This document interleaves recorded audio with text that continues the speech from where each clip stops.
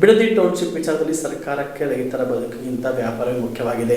ಇದು ನಮಗೆ ಬಹಳ ವರ್ಷದಿಂದ ಗೊತ್ತಿದೆ. ಬಿಡದಿ ಟೌನ್ಶಿಪ್ ಮೂಲಕ ರೈತರಿಗೆ ಇನ್ನೂ ತೊಂದರೆ ಕೊಡುತ್ತಿದ್ದಾರೆ ಎಂದು ನಟ ಚಿಂತಕ ಅಹಿಂಸಾ ಚೇತನ್ ಹೇಳಿದರು. ತುಮಕೂರಿನ ಮಧುಗಿರಿಯಲ್ಲಿ ಸುದ್ದಿಗಾರರೊಂದಿಗೆ ಮಾತನಾಡಿ, ಇದು ಲ್ಯಾಂಡ್ ಮಾಫಿಯಾ, ಬಿಲ್ಡರ್ ಮಾಫಿಯಾ, ಗುತ್ತಿಗೆದಾರರಿಗೆ ಅನುಕೂಲ ಆಗ್ತಾ ಇದೆ. ನಿಮಗೆ ನಿಜವಾಗಿ ರೈತರ ಬಗ್ಗೆ ಕಾಳಜಿ ಇದ್ದರೆ ಬಿಡದಿ ಟೌನ್ಶಿಪ್ ಪರಿಕಲ್ಪನೆ ಬಿಟ್ಟು ಬಿಡಿ, ಉತ್ತರ ಕರ್ನಾಟಕವನ್ನು ಅಭಿವೃದ್ಧಿ ಮಾಡಿ, ಉತ್ತರ ಕರ್ನಾಟಕದಲ್ಲಿ ಉದ್ಯೋಗ ಸೃಷ್ಟಿ ಮಾಡಿ, ಅಲ್ಲಿರುವ ಬಂಜರು ಭೂಮಿಯನ್ನು ಫಲವತ್ತೆ ಮಾಡಿ, ಅಖಂಡ ಕರ್ನಾಟಕ ಭೌಗೋಳಿಕವಾಗಿ ನ್ಯಾಯವನ್ನು ನೋಡಬೇಕು. ಅದನ್ನು ಬಿಟ್ಟು ರೈತರ ಭೂಮಿಯನ್ನು ಕಿತ್ತು ಕಬಳಿಸಿ ಉಳ್ಳುವವರಿಗೆ ಟೌನ್ಶಿಪ್ ಮಾಡೋದಲ್ಲ ಎಂದು ತಿಳಿಸಿದರು. ಸರ್, ಬಿಡದಿ ಇದು ಸಾಕಷ್ಟು ಚರ್ಚೆ ಆಗ್ತಾ ಇದೆ. ಅದರ ಬಗ್ಗೆ ನಿಮ್ಮ ಒಪಿನಿಯನ್? ಬಿಡದಿ ಟೌನ್ಶಿಪ್ ಏನು ತೋರಿಸುತ್ತೆ ಅಂದರೆ, ಈ ಸರ್ಕಾರಕ್ಕೆ ವ್ಯಾಪಾರ ದೃಷ್ಟಿನೇ ಮುಖ್ಯ ಆಗುತ್ತೆ ಹೊರತು ರೈತರ ಬದುಕಿನ ಮುಖ್ಯ ಆಗ್ತಾ ಇಲ್ಲ ಅಂತ ನಮಗೆ ಭಾಳ ವರ್ಷದಿಂದ ಗೊತ್ತಿದೆ.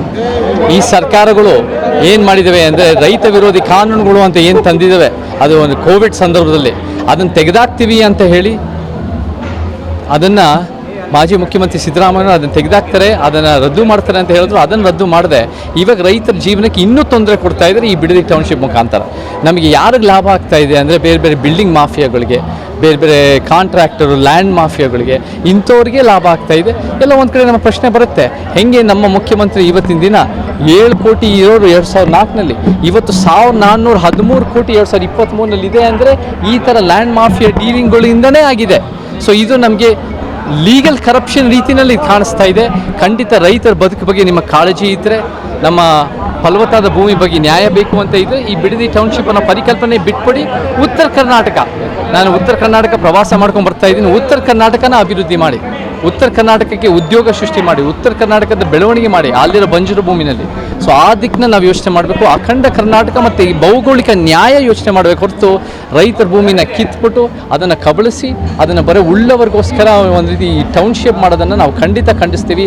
ಇಷ್ಟೊಂದು ವಿರೋಧ ಬರ್ತಾಯಿದ್ರು, ಇಷ್ಟೊಂದು ಮೀಡಿಯಾದಲ್ಲಿ ಬಂದು ಎಲ್ಲ ಭಾಗದ ರೈತರು ಬಂದು ನಿಂತ್ಕೊಂಡು, ಎಲ್ಲ ಹೋರಾಟಗಾರತಿಯರು ನಿಂತ್ಕೊಂಡ್ರೂ ಈ ಸರ್ಕಾರ ಒಂದು ರೀತಿ ಅದನ್ನು ವಾಪಸ್ ತೊಗೊಳ್ತಾ ಇಲ್ಲ ಅನ್ನೋದು ಭಾಳ ಒಂದು ದುಃಖಕರವಾದ ವಿಚಾರ. ನಿಜವಾಗ್ಲೂ ಜನಪರ ಸರ್ಕಾರ ಇದ್ದರೆ ಇಷ್ಟು ವಿರೋಧಕ್ಕೆ ಇಷ್ಟೊತ್ತಾಗಲೇ ಅದನ್ನು ಫಸ್ಟ್ ಆಫ್ ಆಲ್ ಆಲೋಚನೆ ಬರಬಾರ್ದಾಗಿತ್ತು. ಆದರೆ ಬಂದಿದೆ, ತಪ್ಪು ಮಾಡಿದೆ ಅಂತ ವಾಪಸ್ ತಗೋಬೇಕಾಗಿತ್ತು. ಇದು ಒಂದು ಜನ ವಿರೋಧಿ, ರೈತ ವಿರೋಧಿ ಸರ್ಕಾರ. ಇದು ಒಂದು ಶ್ರೀಮಂತರ ಪರ, ಉಳ್ಳವರು, ಲ್ಯಾಂಡ್ ಮಾಫಿಯಾ ಪರ ಸರ್ಕಾರ ಅಂದರೆ ನಮಗೆ ಭಾಳ ನೋವಾಗುತ್ತೆ. ನಮ್ಮ ಬದಲಾವಣೆ ಬೇಕೇ ಬೇಕು. ಖಂಡಿತ.